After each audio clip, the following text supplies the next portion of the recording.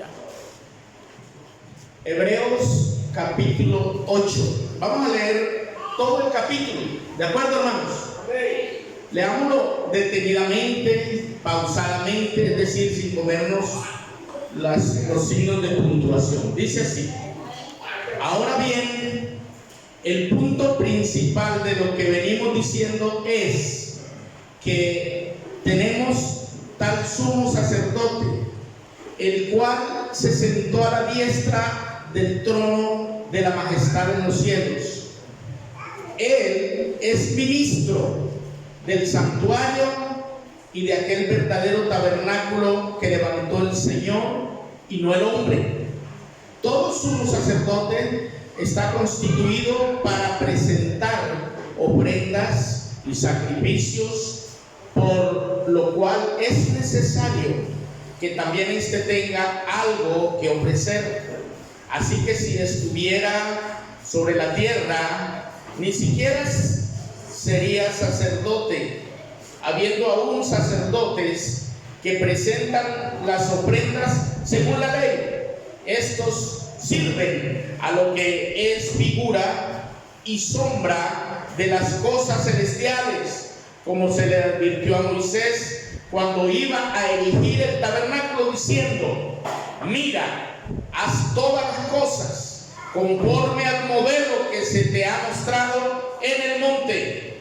Pero ahora tanto mejor ministerio es el suyo, cuanto es mediador de un, diga esa palabra, de un mejor pacto, establecido sobre mejores promesas.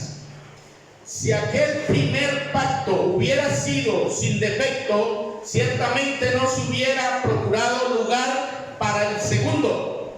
Pues reprendiéndolos dice: vienen días, dice el Señor, en que estableceré con la casa de Israel y con la casa de Judá un nuevo pacto, no como el pacto que hice con sus padres el día que los tomé de la mano para sacarlos de la tierra de Egipto. Como ellos no permanecieron en mi pacto, yo me desentendí de ellos, dice el Señor.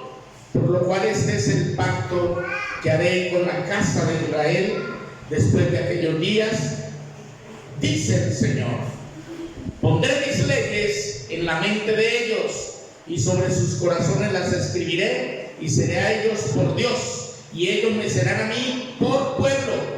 Ninguno enseñará a su prójimo, ni ninguno a su hermano, diciendo: conoce al Señor, porque todos me conocerán, desde el menor hasta el mayor de ellos, porque seré propicio a sus injusticias, y nunca más me acordaré de sus pecados ni de sus maldades. Leamos todo el verso 13. Diga: al decir nuevo pacto, ha dado por viejo al primero, y lo que se da por viejo y se envejece está próximo a desaparecer. Amén. Bien, hermanos, pueden sentarse. Gracias a Dios por esta palabra que hemos leído acá. Siempre insisto en este tema, porque mi anhelo, el deseo de mi corazón de parte de Dios, o lo que Dios ha puesto en mi mente y en mi corazón, después que entendí este mensaje, es que debo predicarlo a la iglesia, debo enseñarle a la iglesia a diferenciar el nuevo pacto, diferenciarlo del antiguo pacto. Amén. Enseñarle a la iglesia que la iglesia no está viviendo bajo los parámetros del antiguo pacto. Cuando habla del antiguo, ¿de qué está hablando? Les pregunto a alguien que me quiera responder acá.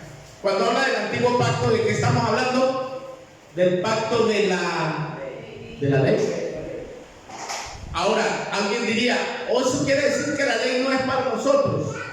No hemos dicho eso. Hay partes de la ley que son para nosotros. Por ejemplo, la ley moral, esa no cambia, amén. Donde Dios dice que es santo, pues en el nuevo también Él dice que Él sigue siendo el santo, amén. Y que ser santo porque yo soy santo, eso lo dice en el nuevo. O sea que la ley moral no ha sido quitada. ¿Qué es esto entonces que cuando se habla del nuevo pacto, queda abrogada la ley ceremonial. Diga, la ley ceremonial. ¿Por qué? Porque las ceremonias que se practicaban allí eran tipo, sombra y figura de lo que había de venir. ¿Y qué era lo que había de venir? Cristo. En Cristo se cumple toda la ley. Amén. Él dijo que Él es el cumplimiento de la ley. Lo dice Pablo. Dice, porque el cumplimiento de la ley es Cristo. ¿Por qué? Porque Él fue el único que pudo cumplir la ley. Cuando Cristo vino, pues todos estaban tratando de guardar la ley, pero al final nadie la cumplía. Todos la abrogaban. Y Cristo vivió bajo los parámetros de la ley. Y bajo la ley fue que murió. Amén. De hecho, muchas veces quisieron apedrearlo, quisieron matarlo y quisieron tratarlo mal porque según ellos Él violó la ley. Por ejemplo, el día de reposo sanó a un paralítico. ¿Y qué decía? Tú has violado la ley porque estás sanando enfermos en día de reposo. Y Jesús les dijo, hipócritas, si un buey de ustedes, un animal de los de ustedes cae en un hueco, el día de reposo lo dejan morir ahí o lo sacan. Les dijo, hipócritas. Les dijo Jesús además, le dijo, mi Padre hasta ahora trabaja y yo trabajo. Dele gloria a Dios. Él se enfrentó a esa casta defensora de un poco de reglamentos y leyes que sometían al pueblo, pero Jesús bien lo dijo en Mateo 23. Él les dijo, ustedes son ciegos, guías de ciegos. Y le dijo al pueblo, hagan lo que ellos les dicen, pero no hagan como ellos hacen, porque dicen y no quieren hacer, porque atan pesadas cargas al hombro de los hombres que ellos ni con un dedo lo quieren mover. Y les decía, hipócritas, los trataba duros. Ustedes diezman el eneldo, la canela y el comino, o sea, las semillas más pequeñas, pero olvidan lo más importante de la ley. Les digo, la misericordia. Les decía él. ¿Por qué? Porque ellos eran muy legalistas en la ley, pero muy, es decir, no la cumplían. Realmente ellos mismos la abrogaban y la violaban. Amén. ¿Ustedes recuerdan cuando le llevaron una mujer que según ellos fue sorprendida en el acto mismo del adulterio? Bueno, llevan a la mujer para ver si Jesús decía que no la fueran a apedrear. Entonces le iban a decir, si él hacía eso, están violando la ley, porque en la ley está escrito que una mujer que sea sorprendida en adulterio debe morir lapidada. Es decir, debe ser lapidada, es decir, morir apedreada. Y la llevaron. Mira, maestro, y le preguntaron. Esta mujer fue sorprendida en el acto mismo del adulterio. Y en la ley dice que tales mujeres deben morir apedreadas. Y Jesús no respondía. Dice la Biblia que él estaba escribiendo con su dedo en tierra. Entre otras cosas, es la única parte donde dice que Jesús escribió algo. Porque no dice en la Biblia que le haya escrito algo, pero ese día estaba escribiendo con su dedo en tierra. Muchos se preguntan, ¿qué escribía Jesús aquí? ¿Qué estaría escribiendo? Pues algo estaba escribiendo que afectaba a los líderes religiosos, y seguramente con las señas que él hacía en la arena los ofendía, y seguían insistiendo. Dinos pues, ¿qué haremos con esta mujer que fue sorprendida en adulterio? ¿Sabe que hay algo misterioso? No trajeron el adúltero. No estaba allí parado, o por lo menos no trajeron así como trajeron a la mujer, al tipo con el que ella estaba cometiendo adulterio. Lo cual muestra que la ley que ellos practicaban era una ley a ultranza, que solamente era para otros, pero no para ellos, porque el adúltero no apareció allí. Pero querían que mataran a la mujer, porque ella no podía cometer adulterio sola. ¿Dónde estaba el adúltero? Y Jesús vio una injusticia allí. Y ellos insistían en que él dijera, bueno, antes la piedra se así dice la Biblia, pero mire lo que hizo el Señor. Se tiró hizo algo como lo hubiera hecho Salomón en su tiempo, ¿no? Y les dijo, como insistieron, les dijo, bueno, el que de ustedes esté libre de pecado, sea el primero en arrojar piedra contra ella. Y dice que los que tenían piedra en mano, como que meditaban en el libre de pecado, arrojaban la piedra y se iban, porque la conciencia los acusaba y les decía: tú eres peor que ella. Quizá la conciencia les decía: tú estuviste con ella, tú la deseaste. ¿Me explico? La conciencia, hermano, es un azote, ¿no? La conciencia le dice a cualquier cristiano legalista que no es tan santo como se la cree, que mientras está juzgando al otro, él tiene su guardado.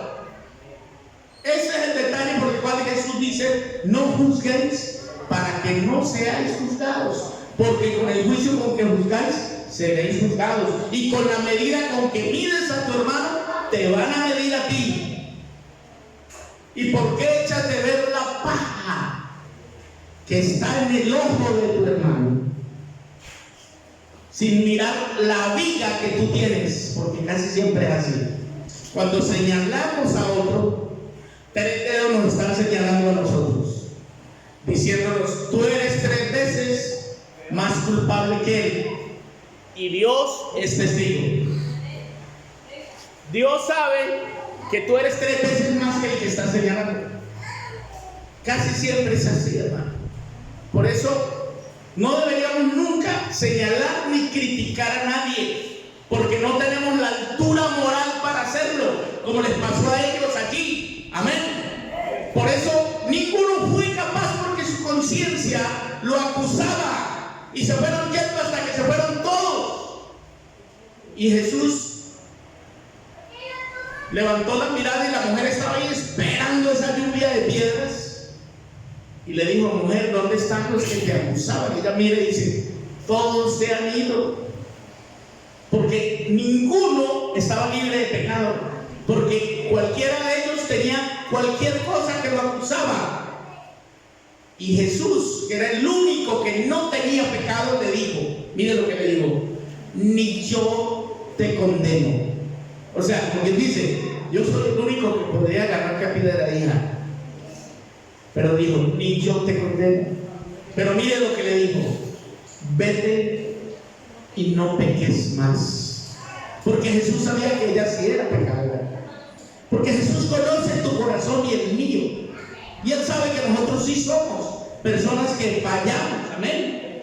Que le cometemos faltas al Señor, faltas graves. Es más, inclusive cuando dejamos de hacer lo que debemos hacer, porque al que sabe hacer lo bueno y no lo hace, se le toma como, ¿cómo se toma? Al que sabe hacer lo bueno. ¿Cuántas veces hemos dejado de hacer lo correcto y no lo hacemos? Pues ya, eso es pecado. Dejar de hacer lo correcto, dejar de hacer lo bueno. Bendito el nombre del Señor. Como estamos hablando del nuevo pacto, este pacto que se habla allí en Hebreos, el escritor de Hebreos, que no es otro sino un hebreo escribiéndole a los hermanos hebreos. Algunos dicen: no sabemos quién es el autor. Para mí, lo digo con respeto, para mí es Pablo, para mí. Y respeto a los teólogos y todos los que opinen otra cosa, pero para mí es Pablo, para mí. Me atrevo a decirlo, por la forma en que escribe, por la forma en que saluda, por la forma en que se despide. Se parece mucho a las otras cartas. Y Pablo era hebreo, y Pablo anhelaba que los hebreos todos fueran salvos, pero Pablo es también el más defensor del nuevo pacto, y por eso él trata de enseñarle a los hebreos que no han querido dejar la tradición de la ley, que siguieron con los sacrificios de animales, que siguieron con toda la parafernalia que representaba el culto levítico. Y entonces él quiere escribirles, dejarles un decálogo donde ellos aprendan que ya no tienen que vivir según las tradiciones de los hombres, sino según el nuevo pacto. Amén. Es por eso que en el capítulo 7, mire lo que les dice. Vaya al capítulo 7 de Hebreos. Allí dice: el sacerdocio de Melquisedec. Y allí él es la única parte donde en las cartas aparece la palabra diezmo. No voy a hablar de eso hoy, por supuesto. Pero es el único pasaje del Nuevo Testamento en el que aparece la palabra diezmo después de Mateo 23, donde se reprende a los escribas, ¿sí o no? Pero no aparece la palabra diezmo como para que la iglesia comience a predicar del diezmo y obligar a la gente y maldecirla para que dé el diezmo. No, aparece la palabra diezmo porque él dice lo siguiente. Escuche.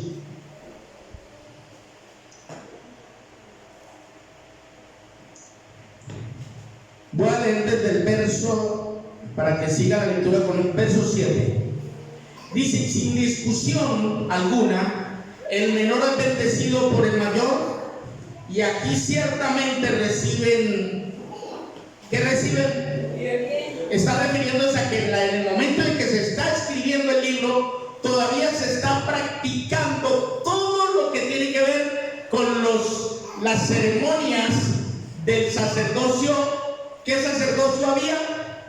Digan, levítico. ¿Sacerdocio qué? Levítico. Y póngale cuidado. Pero eso tenía que cambiar. Y lo dice Pablo. Sigámoslo leyendo. Lo dice ahí el escritor Hebreos. Gloria al Señor. Sigue el verso 8. Y aquí ciertamente reciben los diezmos hombres mortales.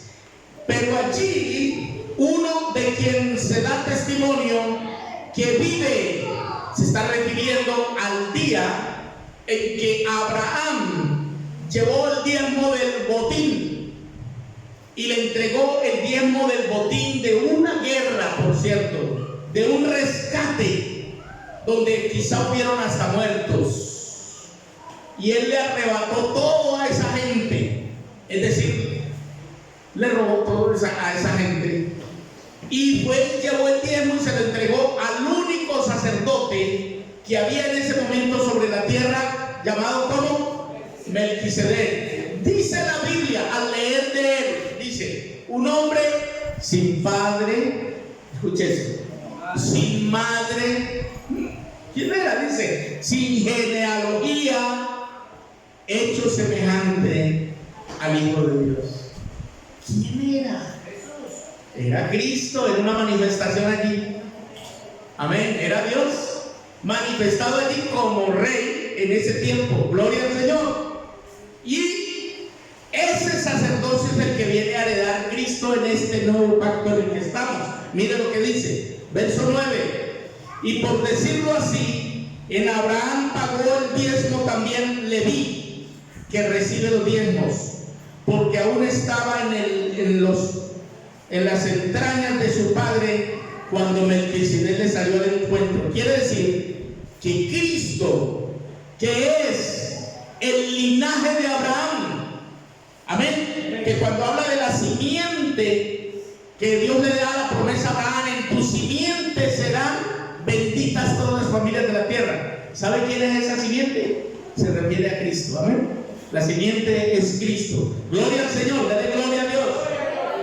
Dice, aún estaba en las entrañas de su padre cuando Melquisedec le salió al encuentro. Si pues, se refiere a Leví, que sale de las entrañas de Abraham, ¿no?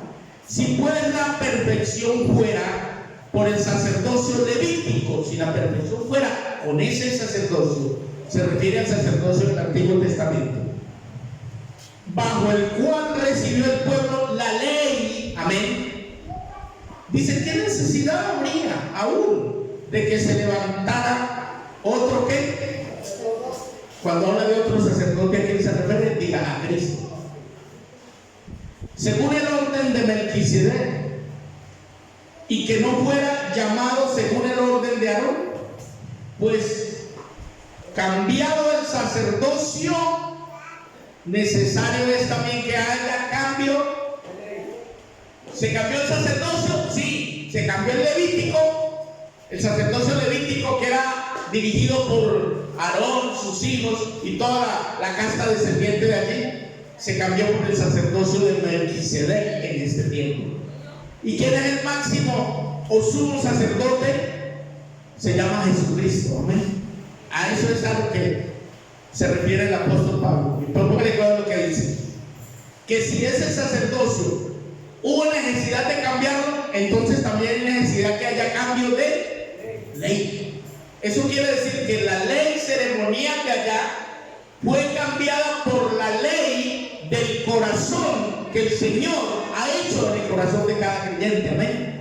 Ya no una ley escrita en tablas de piedra, sino en tablas del corazón de la raza humana. Gloria al Señor. Sigue diciendo. Amén. Vuelvo y le leo el verso 11. Si pues la perfección fuera por el sacerdocio levítico, bajo el cual recibió el pueblo la ley, ¿qué necesidad habría de que se levantase otro sacerdote según el orden y que no fuera llamado según el orden de Aarón? Pues cambiado el sacerdocio necesario. ¿Qué es algo necesario? Indispensable, ¿sí o no? Necesario es que haya también cambio de ley. Y aquel de quien se dice esto es de otra tribu, de la cual nadie sirvió al altar. Porque sabido es que nuestro Señor vino de la tribu de... Él es de la tribu de Judá. Se cambió el sacerdocio, el levítico, por el sacerdocio de Melquisedec. Se cambió el sumo sacerdote. El sumo sacerdote ya era Aarón, pero aquí es Cristo. Amén. Mire que es un mejor sacerdocio. Aarón era un hombre que cometía errores, ¿sí o no? ¿Qué hizo? Le celebró al pueblo con un becerro de oro. Ese fue el error de Aarón. Cuando el pueblo vino a buscar que adorara a Dios, les hizo un becerro de oro. Por eso el Señor tenía que cambiar ese sacerdocio, porque era un sacerdocio débil, de hombres que no estaban aptos para entrar al lugar santísimo, al punto que trataban de escoger cada año uno que entrara al lugar santísimo, y a veces se morían allá porque no estaban aptos. Tocaba sacarlo con un gancho. Pero el sacerdote que tenemos hoy es santo. Amén. Dice que no se halló pecado en su boca, no se halló engaño en su boca, ni hubo pecado en él. Por eso es un mejor sacerdocio. Por eso el pacto que tenemos hoy es el mejor pacto, con mejores promesas. Dele gloria al Señor. Eso es lo importante de entender qué es el nuevo pacto. Lo que yo estoy haciendo es explicarle, y verá la necesidad que hay de entenderlo. Gloria al Señor. Dice además el verso 15: y esto es aún más evidente si a semejanza de Melquisedec se levanta un sacerdote distinto, no constituido conforme a la ley meramente humana, sino según el poder de una vida indestructible. Eso se refiere a Cristo, pues se da testimonio de Él, donde se le dice, escuchen lo que le dice: tú eres sacerdote para siempre, según el orden de Melquisedec. Dice el verso 18, va conmigo, ¿cierto? Queda pues abrogado el mandamiento anterior. ¿Qué quedó abrogado? Y muchos están tratando de hacer cumplir el mandamiento anterior.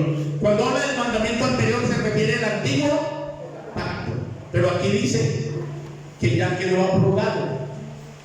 Me refiero a la ley ceremonial, no a la ley moral. La ley moral de Dios no cambia, Él sigue siendo el mismo. Amén. El ayer y hoy y por los siglos. En su ley moral Él fue santo, es santo y será santo. Amén. Esa es la ley moral, pero la ley ceremonial ya no se practica. Por eso yo siempre les he dicho, cuando vayan a algún lugar y le vayan a echar aceite con el que fritaron el pescado en la cabeza, no se deje vaciar ese aceite en su cabeza, que usted ya tiene el Espíritu Santo en su vida. El aceite era el símbolo. Todo lo que se hacía allí era tipo, sombra, símbolo, figura de lo que había de venir. Amén. El maná, ¿qué simbolizaba? Simbolizaba a Cristo, porque el maná descendió del cielo y ellos lo comían. Pues Cristo es el pan que descendió del cielo. Amén. ¿Qué representaba el aceite que le echaban a los reyes, a los sacerdotes y a los profetas? Solamente ellos eran ungidos allí. que simbolizaba la llenura del Espíritu Santo. ¿Qué pasó el día de Pentecostés? Vino el poder del Espíritu Santo sobre todos los que estaban allí, y de ahí en adelante era una profecía dada por Joel, donde decía que derramaría de su Espíritu sobre toda carne. El Espíritu Santo hoy está viviendo en su vida y en mi vida. ¿Lo dice la Biblia, sí o no? Dice la Biblia que somos templo del Espíritu Santo. Amén. Él viene a morar en su vida. Por eso Cristo lo ve como una promesa. Él anoche les enseñaba que era una promesa del Señor. Dice, porque si yo no me fuere, el Consolador no vendría. El Espíritu Santo de la verdad, dice él, a quien el mundo no puede ver, no puede conocer, porque no le ve ni le conoce. Dice, pero vosotros le conocéis. Mire cómo decía, porque mora con vosotros, porque Él estará ahí con ellos. Y estará en la ley estaba con, en la gracia está en. Escuche, en la ley Dios estaba con la gente, pero no estaba en la gente. En el nuevo pacto es diferente. Dios está en nosotros. Por eso los apóstoles dicen, es Cristo en vosotros la esperanza de gloria. Cristo está en, ya no está afuera, está dentro. Dele gloria a Dios. Eso es el nuevo pacto, que Dios ya no está afuera, Él está dentro. A veces uno ora y dice, Cristo, por allá como si Él estuviera lejos. Está en usted. Cuando usted se postra, Él está con Él. ¿Lo creen? Es que así lo dice la Biblia, hermanos. Bendito el nombre del Señor. Dele gloria a Dios. Sigo leyendo, porque todo esto que estoy leyendo aquí eran profecías que tenían que cumplirse. Lo invito a leer algunas profecías. Vamos a leerlas. Yo voy a dar la cita para que usted lo busque rápidamente, porque este tema de pronto lo estoy predicando de una perspectiva diferente a como siempre lo he predicado. Siempre busco una perspectiva diferente para ver cosas nuevas e importantes acerca del nuevo pacto. Amén. Vamos a leer en varios pasajes que tienen que ver con el nuevo pacto. Amén. Hermanos queridos, ¿me ayudan? Ok. Empecemos por Jeremías 31, del 31 al 34. Mientras usted lo busca, yo lo voy leyendo. Vienen días, dice Jehová, en los cuales haré un nuevo pacto con la casa de Israel y con la casa de Judá, no como el pacto que hice con sus padres, el día que los tomé de la mano para sacarlos de la tierra de Egipto, porque ellos, mire lo que pasó con ellos, invalidaron mi. Y por esa razón, dice Dios, yo me desentendí de ellos. Es decir, ellos rompieron el pacto. Rompieron el pacto. Y aún fui yo un marido para ellos, dice Jehová. Pero este es el pacto que haré con la casa de Israel después de aquellos días. ¿Cuál es después de aquellos días? Después de la ley. Se refiere al tiempo ya en que lo iba a celebrar. Dice Jehová, pondré mi ley en su mente y la escribiré en su corazón. Yo seré a ellos por Dios y ellos me serán por pueblo. Y no enseñará más ninguno a su prójimo, ni ninguno a su hermano, diciendo conoce a Jehová, porque todos me conocerán, desde el más pequeño de ellos hasta el más grande. Gloria al Señor. Y sigo leyendo otro pasaje profético acerca de la importancia del nuevo pacto. Gloria al Señor. Está en Jeremías 33. Esa es una promesa de Dios. Jeremías 33 lo tienen, ¿cierto? Verso 14 en adelante dice: he aquí que vienen días, dice Jehová, en que yo confirmaré la buena palabra que he hablado a la casa de Israel y a la casa de Judá. Cuando decía esa buena palabra se refería a lo que había dicho en Jeremías se refería a la promesa del nuevo pacto. Dice: en aquellos días y en aquel tiempo haré brotar a David un renuevo justo que actuará conforme al derecho y a la justicia en la tierra. En aquellos días Judá será salvo y Jerusalén habitará segura y se llamará Jehová justicia nuestra. ¿A quién se refiere? ¿De quién está hablando? Dicen que de la descendencia de David brotará un renuevo. Se refiere a Cristo. Recuerde que Cristo es la 14ª generación del rey David. Amén. Está en Mateo, ahí están las generaciones, la genealogía. ¿Y cómo Cristo viene? Del linaje de quién? De David.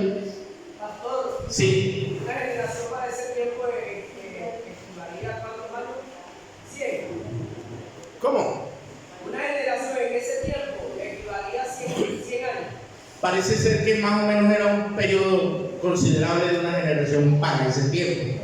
En este tiempo ya las han tratado de acortar las generaciones, pero en ese tiempo creo, según los estudios que he hecho, más o menos 100 años eran las generaciones en ese tiempo. Amén. Gracias, hermano, por su apoyo. Mire, hermano, dice además ahí, mire lo importante, del linaje de David, un renuevo justo. Mire cómo era, justo, que actuará conforme al derecho y la justicia en la tierra. En aquellos días Judá, porque ahorita leímos que él venía del linaje de Judá, de la tribu de Judá. Amén.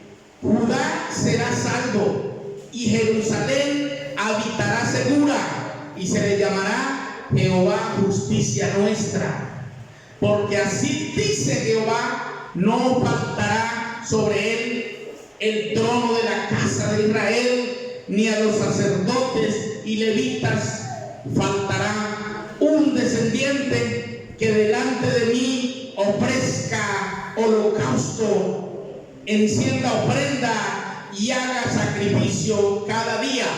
Se estaba refiriendo en esa parte ya no como rey, sino como sacerdote, porque él era el que iba a ser el sumo sacerdote, porque en Jesús se cumplen esas funciones. Él viene como rey, pero cumple función de sacerdote. Amén. Dele gloria a Dios. Todo ese pasaje hasta el verso 26 habla de esa profecía. Amén. Voy a leer del verso 23. Dice: vino palabra de Jehová a Jeremías diciendo: ¿No te has fijado en lo que habla este pueblo? Diciendo: las dos familias que Jehová escogió las ha desechado, así tienen en poco a mi pueblo, que ni siquiera lo tienen por nación.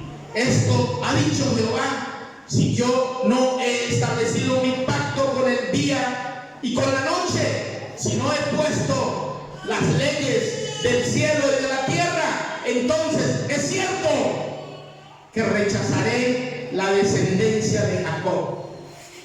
Estaba profetizando porque en el tiempo en que él vino, prácticamente la mayoría de los descendientes de Jacob, que era el pueblo de Israel en ese momento, lo rechazaron. Y por eso dice la Biblia en San Juan capítulo 1, el verso 11.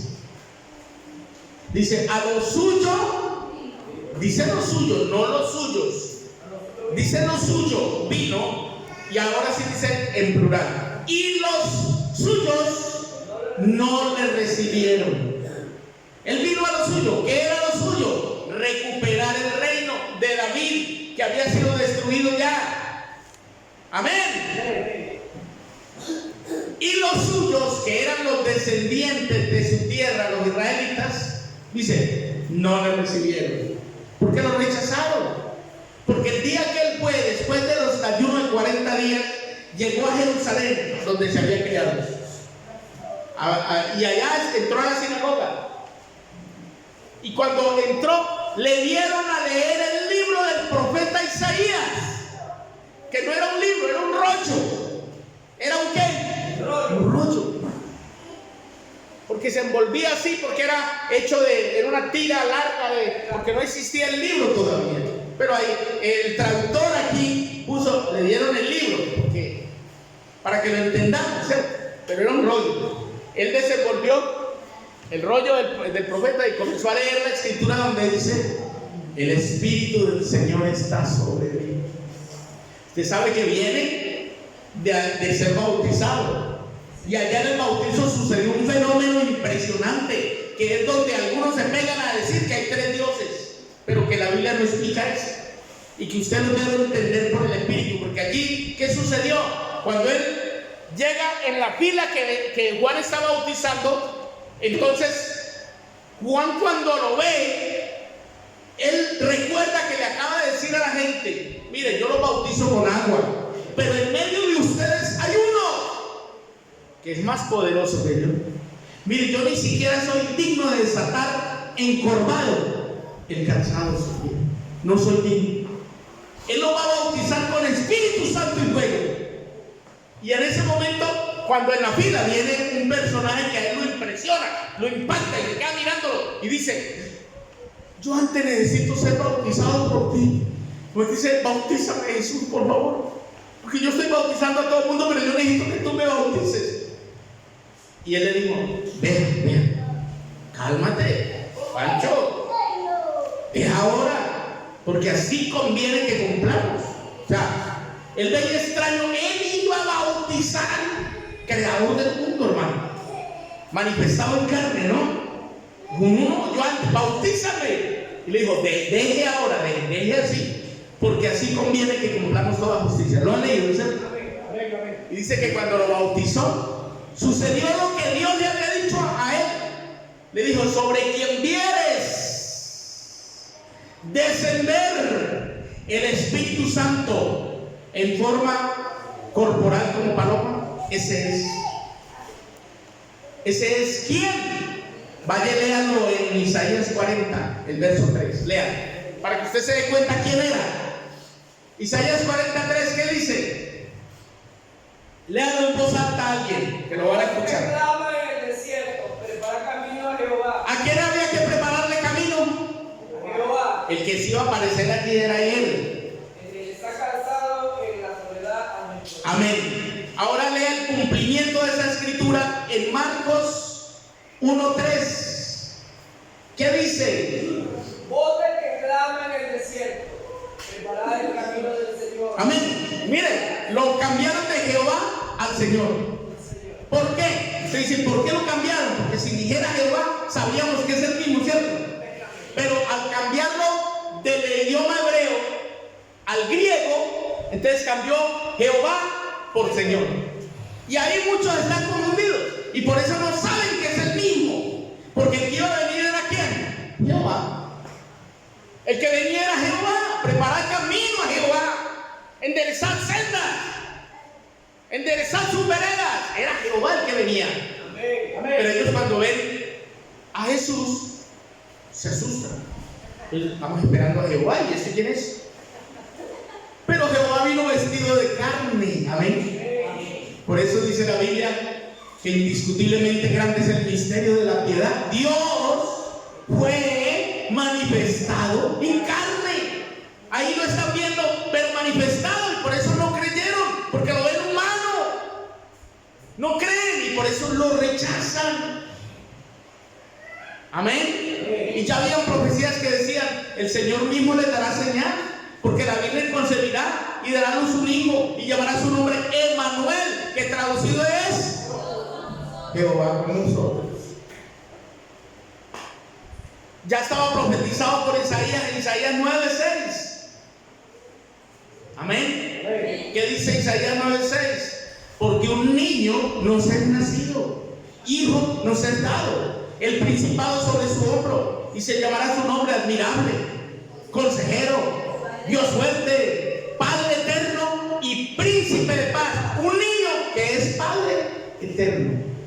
Impresionante. Solamente hay uno que es Padre eterno. El mismo Jehová de los ejércitos, que pues realmente no se llama Jehová. Él es el gran yo soy. el alfa, la omega, el principio, el fin, el que es y que era y que ha de venir, el todopoderoso. Amén. Solamente que la traducción lo tradujeron como Jehová, pero no era esa la traducción correcta. Otros lo tradujeron como Yahweh. Amén. Otros lo tradujeron como Yahvé, pero es Yeshua HaMashiach. Amén. Dele gloria a Dios. El mismo, no es otro. Gloria a Dios. Gloria a Dios. Le leo otro pasaje del Antiguo Testamento. Ese pasaje que leímos allí, que da la profecía de que se iba a levantar un rey del renuevo de David, que era no otra cosa que Cristo como rey en este tiempo. Amén. Leamos otro pasaje. Está en Daniel capítulo 7. Mire que son las profecías acerca del nuevo pacto y de lo que y quién era el que venía a regir, a gobernar, a dirigir durante el periodo del nuevo pacto. Amén. Lo tiene Daniel 7, del 13 al 14. Dice: miraba yo en la visión de la noche y vi que dice que con las nubes del cielo venía uno como un hijo. ¿Quién será? Vino hasta el anciano de días y lo hicieron acercarse delante de él, y le fue dado dominio, gloria y reino, para que todos los pueblos, naciones y lenguas lo sirvieran. Su dominio es dominio eterno, que nunca pasará, y su reino es uno que nunca será destruido. ¿A quién se refiere? A Jesucristo. Todos los que llegamos a Cristo lo servimos a Él, lo adoramos, hacemos lo que sea por Él, ¿sí o no? Estamos dispuestos a dar la vida por nuestro Cristo. Eso es lo que está profetizado allí. Esa es la razón por la cual los hijos de Dios se enamoran de Él. Es el deseado de las naciones. Pero gloria a Dios, está profetizado. El nuevo pacto sería su reinado. El nuevo pacto sería su gobierno. El nuevo pacto es estar bajo su potestad. Gloria a Dios. Otra profecía. En Miqueas capítulo 5. Me dan ganas de llorar cuando leo todo esto y estoy entendiendo cada día más que la doctrina del nuevo pacto hay que predicarla, hermano. Hay que enseñársela a la iglesia. Miqueas, ¿lo tiene? Capítulo 5. Dice así, porque aquí describe el lugar de su nacimiento proféticamente. ¿Ven? Dice así: pero tú, Belén, Éfrata, pequeña entre las familias de Judá, de ti ha de salir el que será, ¿qué? ¿Quién es él? Señor en Israel. Sus orígenes se remontan al inicio de los tiempos. Gloria al Señor. A los días de la eternidad, pero los dejará hasta el tiempo que dé a luz la que ha de dar a luz, y el resto de sus hermanos volverá junto a los hijos de Israel, y él se levantará y los apacentará con el poder de ¿quién? Ese es, amén, es el mismo, con la grandeza del nombre de Jehová su Dios, y morarán seguros, porque ahora será engrandecido hasta los confines de la tierra. Él será nuestra paz. Él dijo: mi paz os dejo, mi paz os doy. Por eso es que Él es el príncipe de la paz. Mire, Él será nuestra paz. Cuando el asirio venga a nuestra tierra y entre en nuestros palacios, entonces enviaremos contra él 7 pastores y 8 hombres principales que devastarán a espada la tierra de Asiria, a filo de espada la tierra de Nimrod. Él nos librará del asirio cuando venga contra nuestra tierra y pise nuestras fronteras. Amén. Esa es la profecía de Miqueas acerca del Mesías, acerca de Cristo. Gloria al Señor. Y otra finalmente esta dice, está en Miqueas 7, 18 al 20. Lean. Son profecías que hablan de Él, de su venida, de su reinado, de su gobierno, de su estadía con su pueblo. Denle gloria a Dios. Dice Miqueas 7, 18 al 20. Dice: ¿qué Dios hay como tú, que perdona la maldad y olvida el pecado? Oiga, ¿quién es ese? Cristo. Perdonó la maldad de los pecadores y olvidó, amén, el pecado. Por eso nuestros pecados son borrados en su sangre preciosa, en el Calvario. Amén. Y dice que son tirados, arrojados a la mar. Porque Él es el único que se puede olvidar. Porque tiene misericordia. Porque está usando la gracia, la pura gracia de Dios. Dele gloria al Señor. Y sigue diciendo: del remanente de su heredad no retuvo para siempre su enojo, porque se deleita en la misericordia. Él es lento para la ira y grande en misericordia. ¿Qué más misericordia que hacerse clavar en una cruz por los pecadores, hermano? Y a los que lo trataban mal y lo abojeteaban, decía: Padre, perdónalos, porque no saben lo que hacen. Usted sabe lo que haría usted colgado en esa cruz, que le estén haciendo eso y sabiendo que usted tiene el poder de pedir que desciendan 500 legiones de ángeles para que destruyan toda esa gente. Que usted solo con la mirada los hubiera podido fulminar cual Superman. Amén. Que solamente soplando así desde la cruz los hubiera elevado hasta la porra. Porque él era usted podría hacerlo porque usted domina los vientos, amén. Y él no lo hizo. Él no desató su poder allí, sino que dijo: Padre. Porque él sintió que el Padre que estaba morando en él, dentro de él estaba el Padre, como que estaba ya, sentía que ya sí iba a hacer algo por ellos. Dijo: perdónalos. Es que no saben lo que hace. Ay, Dios. Yo quisiera verlo a usted cuando lo paran en un retén por ahí en una cabala y comienzan a molestarlo. Y que esa moto, y que dónde está, y usted dice: ay, perdónalo, Señor. Usted no dice, usted no siente eso. Pastor, iba por la cabala de Libertad y está los guardias con su teléfono. A ver. Y cuando se acordaron que ellos eran funcionarios y que ellos podían pararme, y que pintándome, oh, dale, ahora cuando venga. Y yo, ¿qué va a hacer? Oh, voy a regresar. Así es, hermano. Y usted que dice: ay, Señor, perdónanos. Es que no saben lo que hacen. Gloria al Señor, démosle gloria a Dios.